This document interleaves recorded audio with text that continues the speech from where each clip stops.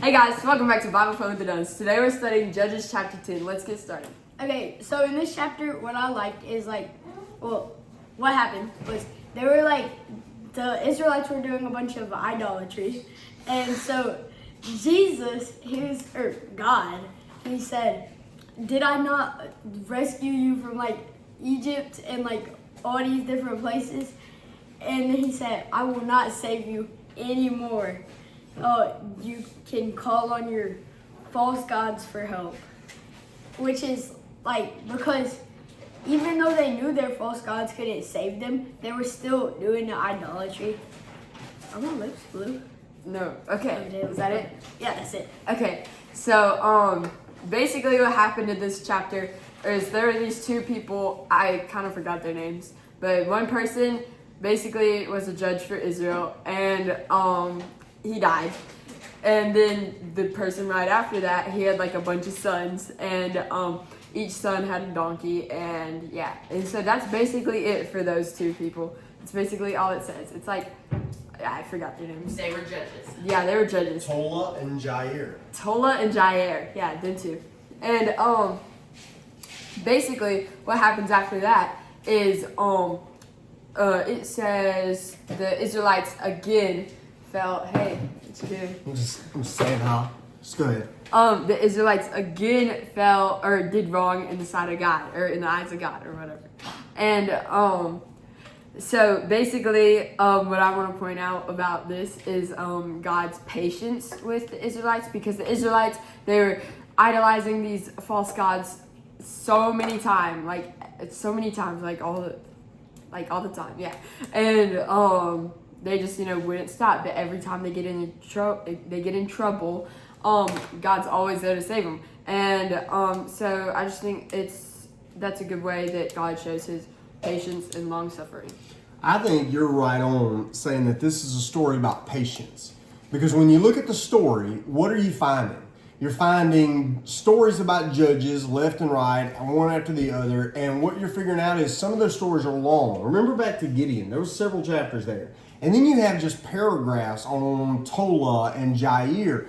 Then you have these odd little mentions like he had 70 sons who rode on 70 donkeys and 70 grandsons rode on 70 donkeys. And so you have these kind of weird moments. You have these weird little things where you go, why is that even in there? Well, think about this.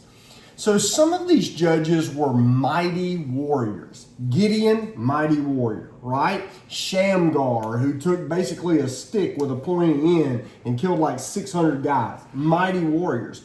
But you don't find Tola or Jair much mention about their might.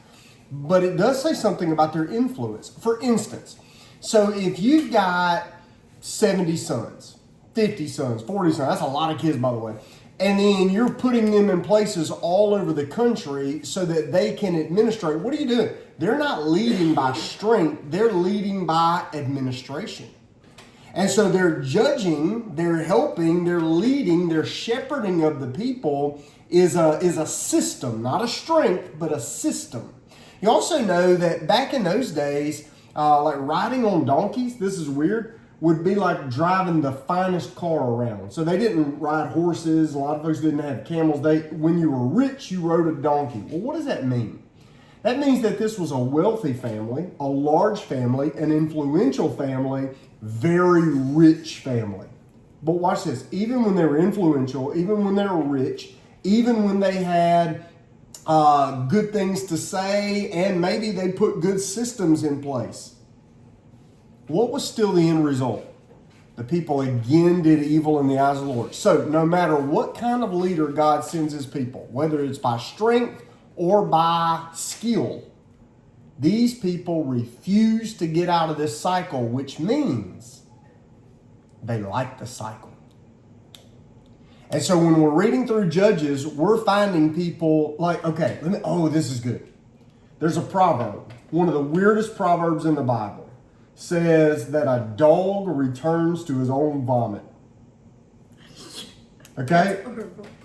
We've got a dog, all right?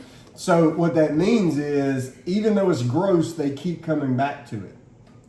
Israel in the story in the book of Judges is like that, in that even though their sin is gross, They don't hate it. They keep coming back. They keep coming back to it.